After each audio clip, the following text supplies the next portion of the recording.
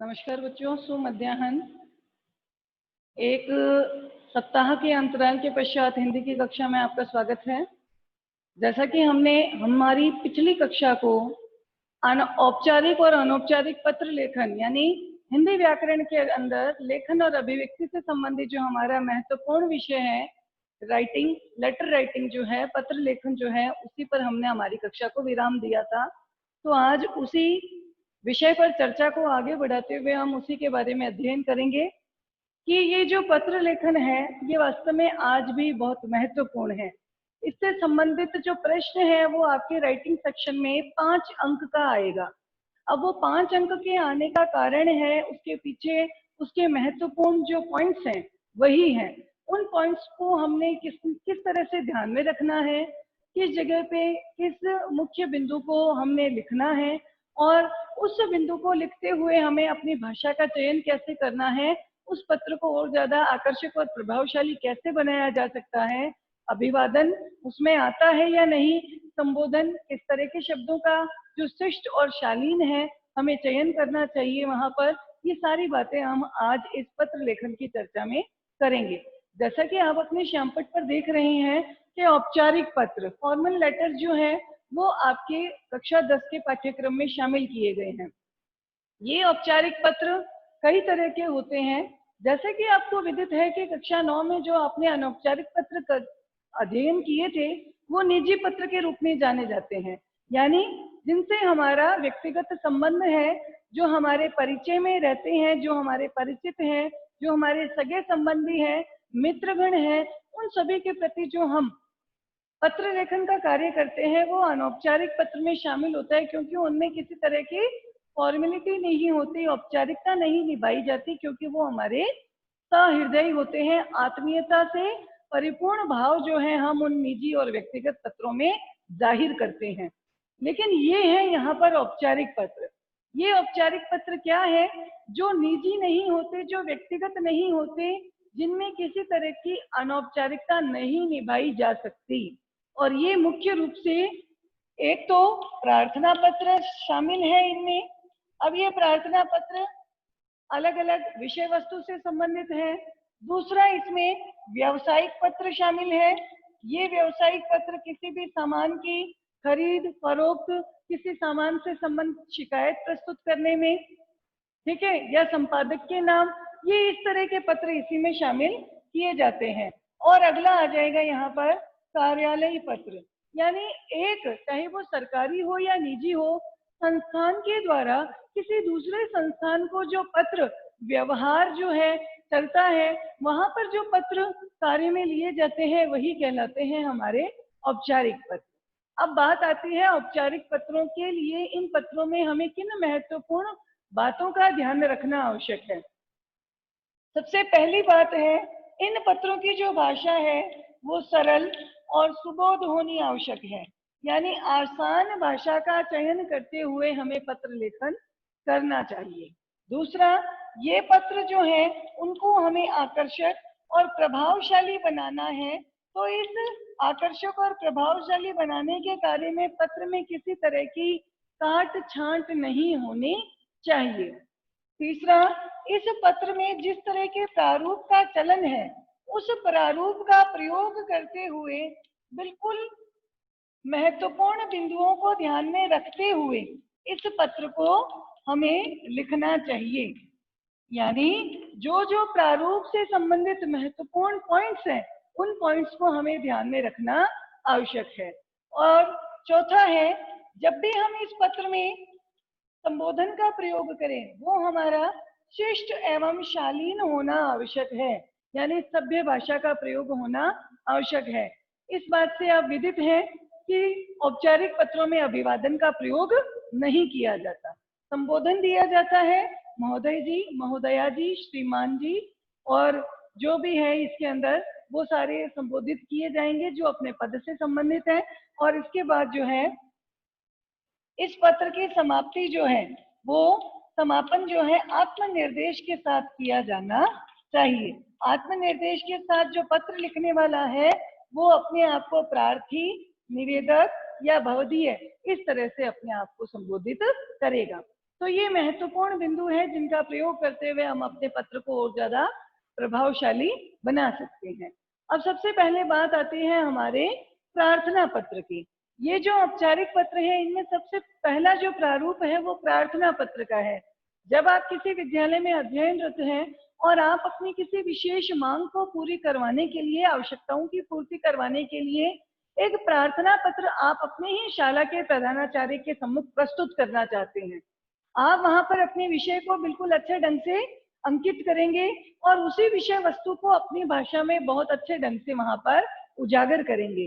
अंत में आत्मनिर्देश देते हुए आप उस पत्र का समापन करेंगे और अपने आप को आज्ञाकारी सूचित करते हुए अपना नाम, अपनी कक्षा और अपना अनुक्रमांक यानी रोल नंबर वहां उपस्थित दर्ज जरूर करेंगे। जैसा कि यहाँ पर आपको एक जो शीर्षक है वो दिया हुआ दिख रहा है, आप अपने आप को मानेंगे नरेन। कौन सी कक्षा के हैं? कक्षा 10 के। स्कूल कौन सा है? केंद्रीय विद्यालय। कहाँ का है? प्रीतमपुरा, दिल्ली। आप प्रीतमपुरा दिल्ली केंद्रीय विद्यालय में पढ़ने वाले कक्षा 10 के छात्र नरेन हैं और आप अपने ही विद्यालय के प्रधानाचार्य को एक पत्र लिख रहे हैं। पत्र में विषय क्या है कि आपकी जो साइंस की लैब है यानी विज्ञान की जो प्रयोगशाला है उसमें अत्याधुनिक तकनीक से संबंधित यंत्र उपलब्ध करवाने की आवश्यकता पर बल दिया जाना जरूरी है। और इसी बात को उजागर करते हुए आप अपने शाला के प्रधानाचार्य को एक प्रार्थना पत्र लिख रहे हैं। लिखने का तरीका क्या है, उसी फॉर्मेट को फॉलो करते हुए हम यहाँ पर लिखेंगे। ध्यान दीजिएगा, सबसे पहले जब भी पत्र लिखा जाता है ये दो तरीके हैं। यहाँ पत्र में क्या आ जाता है, बाईं तरफ लिखा जाता है, सबसे पहले लिख देते हैं हम प्रेक्षक। प्रेक्षक का यहाँ नाम आ जाएगा, उस प्रेक्षक की कक्षा आ जाएगी और उस प्रेक्षक का विद्यालय आ जाएगा और विद्यालय के साथ साथ यहाँ पर दिनांक अंकित हो जाएगी अगर दिया हुआ है तो। फिर आप यहाँ लिखेंगे प्राप्त करने वाला। प्राप्त करने वाला यहाँ कौन है, तो उसके लिए सबसे पहले हम मेंशन करेंगे सेवा में। यहाँ से हमें इस औपचारिक पत्र को प्रारंभ करना है।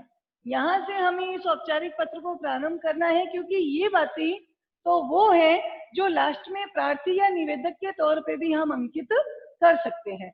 तो सबसे पहले हम इस पत्र को प्राप्त करने वाले को संबोधित करेंगे। लिखना कैसे शुरू करेंगे, सबसे पहले मेंशन है यहाँ पे सेवा में। इसे पत्र लिखा जा रहा है श्रीमान प्रधानाचार्य जी। प्रधानाचार्य जी कौन सी स्कूल के हैं, यहाँ स्कूल मेंशन है आपके पास केंद्रीय विद्यालय। कहाँ का है ये स्कूल, केंद्रीय विद्यालय प्रीतमपुरा। प्रीतमपुरा, और ये कहाँ है प्रीतमपुरा, दिल्ली। यहाँ पर लिख देंगे हम दिल्ली। ये एक ही क्रम में, एक ही सीक्वेंस में आया है। अब हम इसके पश्चात क्या लिखेंगे, तो ये पत्र, ये जो प्रार्थना पत्र है किस विषय से संबंधित है, अब हम यहाँ पर अंकित करेंगे हमारा विषय। विषय के बाद हम यहाँ पर विवरण चिन्ह मेंशन करेंगे। इसके किस विषय के विवरण के बारे में हम देंगे कि विज्ञान प्रयोगशाला में, विज्ञान प्रयोगशाला में आधुनिक यंत्र की उपलब्धता के संबंध में पत्र, के संबंध में पत्र। जैसा कि हमें प्रश्न में पूछा गया है, हमने यहाँ पर उसी उक्त विषय को यहाँ पर अंकित कर दिया है। अब हम संबोधन देंगे महोदय जी या फिर श्रीमान जी। यहाँ कॉमा अवश्य लगाएंगे। वहां हमने यहाँ पर प्रधानाचार्य जी कॉमा लगाया है, यहाँ इस अल्प विराम को प्रयुक्त करने की आवश्यकता नहीं है क्योंकि अल्प विराम, खड़ी पाई ये जो है ये आज के फॉर्मेट में कम प्रयुक्त किए गए हैं। यहाँ पर इस तरह से महोदय जी हमने संबोधित कर दिया। अब हम अपने विषय को अच्छे ढंग से विस्तृत रूप में वहां पर अंकित करेंगे। क्या लिखेंगे, तो यहाँ से ही शुरू करेंगे। मान्यवर जी,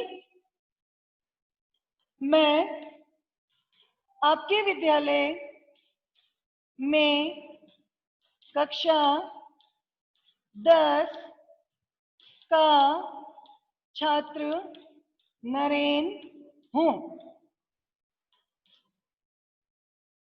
हमारा विद्यालय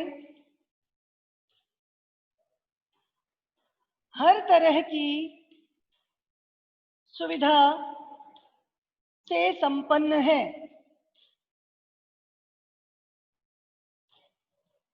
यहाँ पर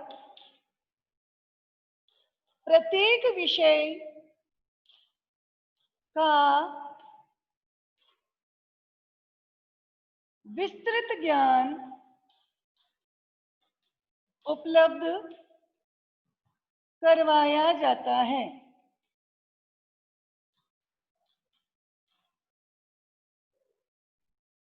मैं इस पत्र के माध्यम से आपका ध्यान आकर्षित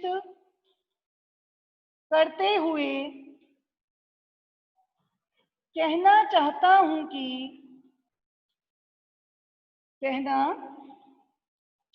हूं कि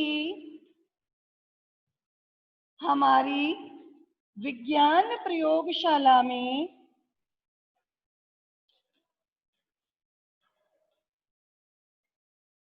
क्या पूछ रहा है वो वहां पे? आधुनिक तकनीक पर आधारित यंत्र। हमारी विज्ञान प्रयोगशाला में आधुनिक तकनीक पर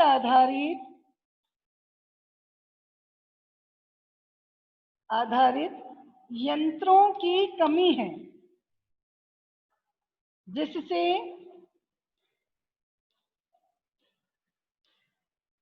विज्ञान से संबंधित हमारा अध्ययन कैसा नहीं हो पाता? सुगम नहीं हो पाता। सुगम की जगह हम कौन सा शब्द काम में ले सकते हैं? आसान। सुगम नहीं हो पा रहा है।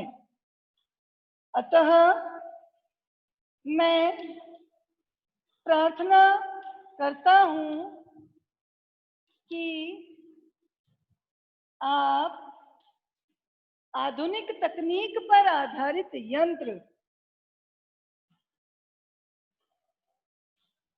हमारी प्रयोगशाला में उपलब्ध करवाएं, जिससे छात्र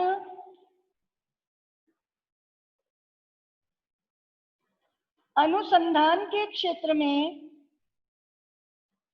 अनुसंधान यानी खोज, रिसर्च भी कह सकते हैं आप यहाँ पे, लेकिन हमें हिंदी शब्द का प्रयोग करना है, तो अनुसंधान की जगह हम आसान शब्द लेंगे, खोज।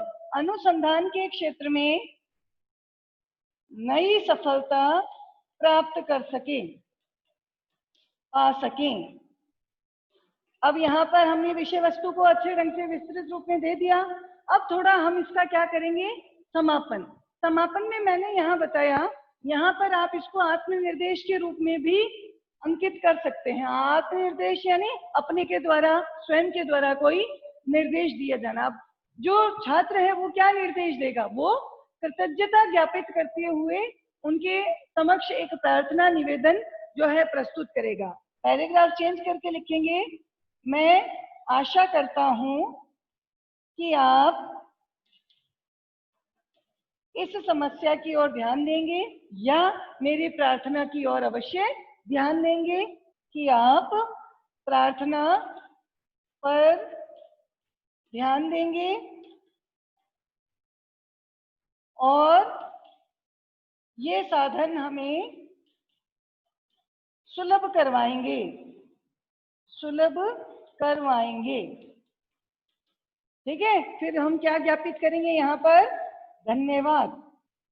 अब यहाँ पर जब ये पत्र लिखने वाला स्कूल का स्टूडेंट है, स्कूल का छात्र है, तो यहाँ पर वो अपने आप को आपका आज्ञाकारी शिष्य भी लिख सकता है, प्रार्थी यानी प्रार्थना करने वाला भी लिख सकता है, भवदीय यानी आपका। अगर आप भवदीय लिखते हो तो आपका लिखने की आवश्यकता नहीं है, निवेदक भी लिख सकता है, और निवेदक लिखने के साथ कौन है वो बच्चा? नरेन। नरेन के साथ कौन सी क्लास का है? कक्षा 10। और अगर उसके पास उसका रोल नंबर अंकित है तो वहां पर वो अनुक्रमांक लिख करके वहां अपने रोल नंबर को भी दे सकता है। तो ये तो हुआ आपके प्रार्थना पत्र का प्रारूप। यहाँ पर नरेन कक्षा 10 केंद्रीय विद्यालय प्रीतमपुरा दिल्ली का एक छात्र है।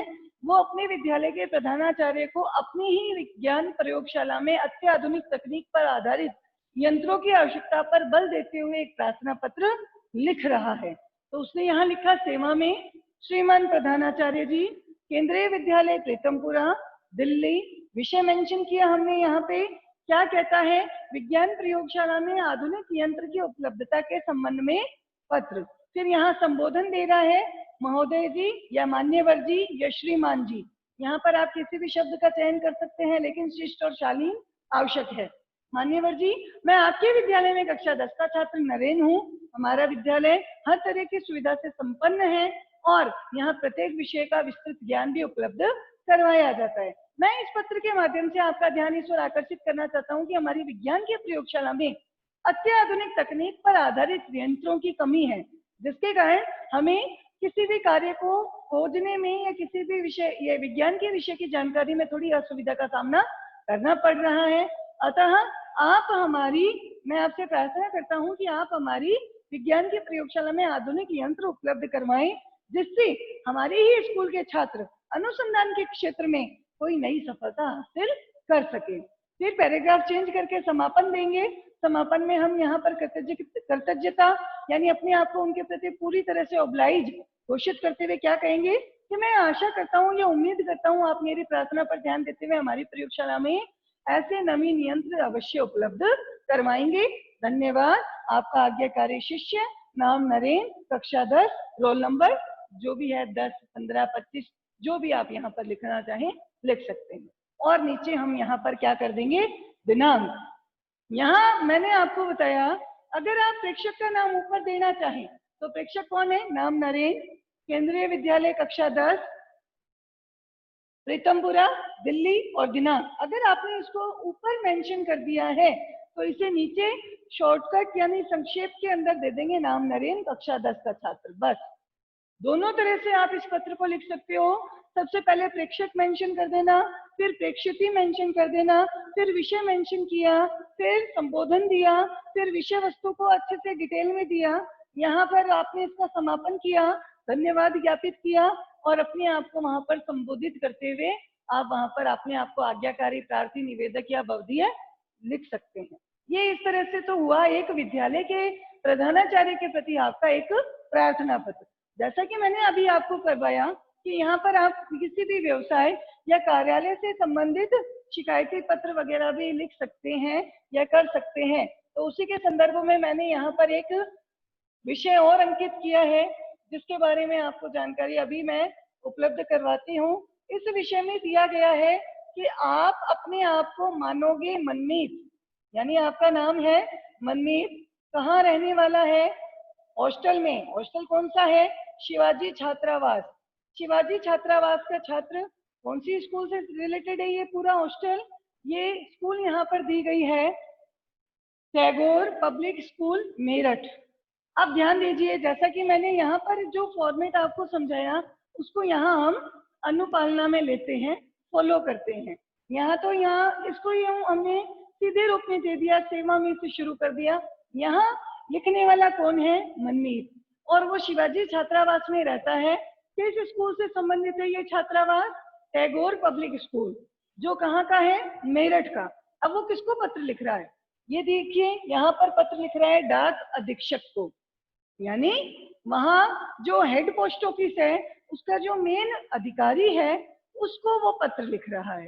किस एवज में लिख रहा है? यहाँ दिया गया है कि आपके पिताजी ने आपके मासिक खर्च के लिए 5,000 रुपए मनी ऑर्डर के साथ आपको प्रेषित किए, जो सही समय पर आपको उपलब्ध नहीं हो पाई, प्राप्त नहीं हो पाई, और इसी के कारण आप डाक अधीक्षक को एक शिकायती पत्र लिखिए और अपनी समस्या को वहां पर उजागर कीजिए। तो देखिए, सबसे पहले प्रेक्षक कौन है? प्रेक्षक है यहाँ पे मनमीत। क्या पता दे रहा है वो? टैगोर छात्रावास। कौन से स्कूल का है ये? छात्रावास है शिवाजी, शिवाजी छात्रावास, Tagore public school, Tagore public विद्यालय स्कूल। जो भी आप लिखना चाहिए यहाँ लिख देंगे हम। कहाँ का है ये स्कूल? मेरठ। अब हम यहाँ पर दिनांक अंकित करेंगे। किस तारीख को लिख रहा है? 24 अगस्त 2020। अब किसको लिख रहा है? अब प्राप्त करने वाला आ जाएगा। सेवा में किसको लिख रहा है? माननीय डाक अधीक्षक। डाक अधीक्षक कहाँ का है? मुख्य डाक घर, हेड पोस्ट ऑफिस। किस जगह का है ये? मेरठ। जगह उसने दी है वहां पे वो रह रहा है मेरठ में किसी हॉस्टल में। अब वहां पर वो विषय मेंशन करेगा। किस चीज के लिए पत्र लिख रहा है? सही समय पर मनी ऑर्डर प्राप्त न होने के संबंध में। अब वो क्या कर रहा है इस चीज की? शिकायत। तो इसको हमने दे दिया नाम शिकायती पत्र। शिकायती पत्र लिख रहा है, संबोधित करेगा। क्या करेगा वो यहाँ पे? श्रीमान जी। ठीक है। अब क्या बताएगा वो? मैं टैगोर छात्रावास में रहने वाला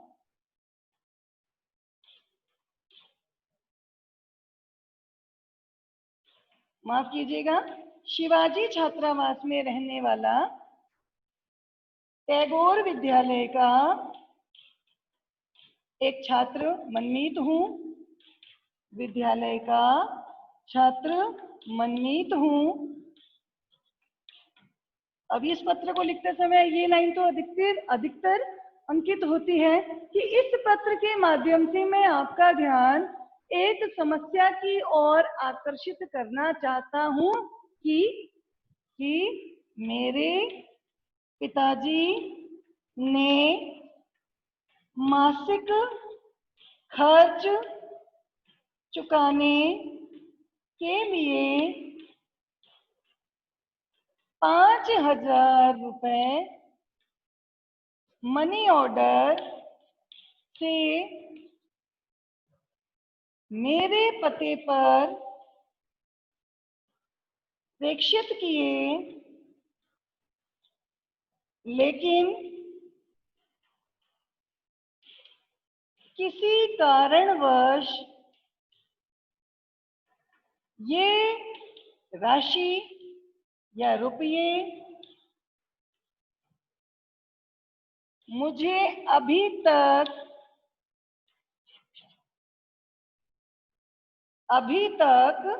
प्राप्त नहीं हो पाए हैं।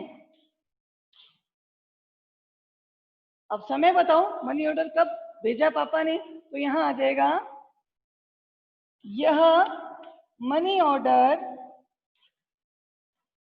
20 दिन पूर्व भेजा गया है। अब हमने देखो अपनी सारी बात यहाँ पे कह दी।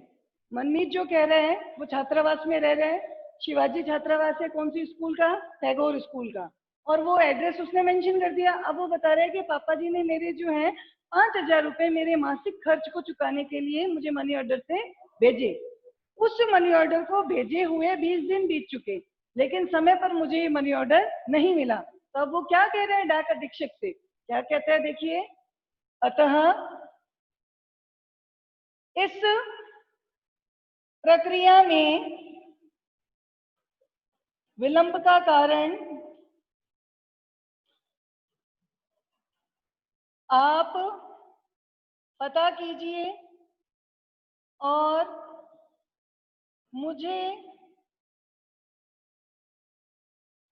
मेरा मनी ऑर्डर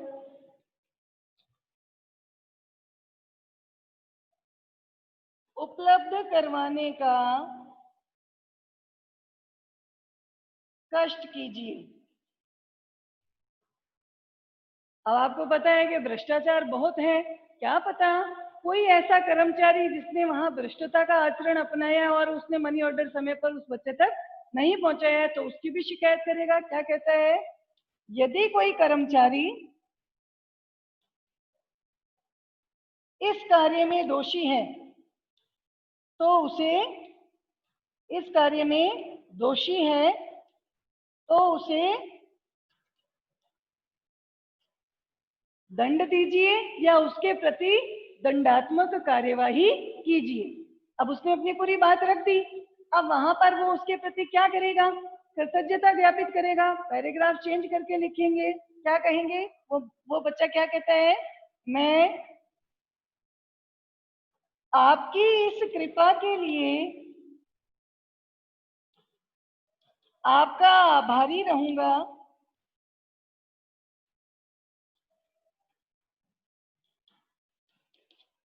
आपकी इस कृपा के लिए आपका आभारी रहूंगा। लास्ट में वो क्या कहेगा, धन्यवाद।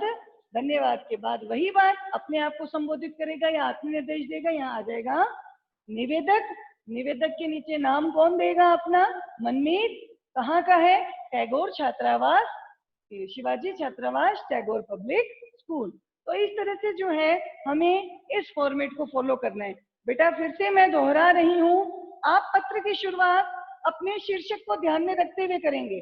अगर शीर्षक में आपका पता नहीं दिया हुआ तो हम डायरेक्ट ही लिख सकते हैं सेवा में संबंधित अधिकारी, उसका कार्यालय, उसकी जगह और दिनांक, ऐसे भी लिख सकते हैं। अगर वहां शीर्षक में दिया गया है पत्र लिखने वाले का पता तो जरूर वहां पर उस पत्र पे लिखने वाले का पता जरूर अंकित करेंगे। बेटा आप लोग जो है अलग अलग कई किताबों में से भी अध्ययन करते हो तो हमारे बच्चे वहां पर क्या कंफ्यूज हो जाते हैं, असमंजस की स्थिति में आ जाते हैं कि अरे मैडम वहां पे तो दिया हुआ है परीक्षा भवन क ख ग और दिनांक, अब वहां परीक्षा भवन क्यों दिया गया है। जैसा कि आपको पता है कि आप कक्षा 10th में, कक्षा 10 में अध्ययनरत हैं। जब आप बोर्ड का एग्जाम देने जाएंगे तो यहाँ आपको पता है कि 10वीं कक्षा का परीक्षा का केंद्र जो है आपका विद्यालय नहीं आकर कोई दूसरा विद्यालय आता है। दूसरे विद्यालय में आपको क्वेश्चन पेपर मिला, उस क्वेश्चन पेपर में दिया गया आप अपने विद्यालय के प्रधानाचार्य को एक पत्र लिखते हुए अपनी संबंधित समस्या के बारे में प्रार्थना कीजिए, जो भी है।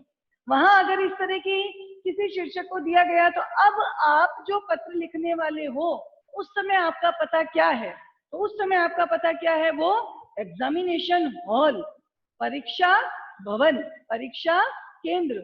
इसीलिए कई किताबों में सबसे ऊपर अंकित होता है परीक्षा भवन क ख ग, जो भी उसका नाम है, फिर दिनांक मेंशन हो गई और उसके बाद नीचे दिया जाता है जिसको पत्र लिख रहे हो, यानी जिसको भेजा जाना है, सेवा में श्रीमान प्रधानाचार्य जी, संबंधित स्कूल, संबंधित जगह और दिनांक।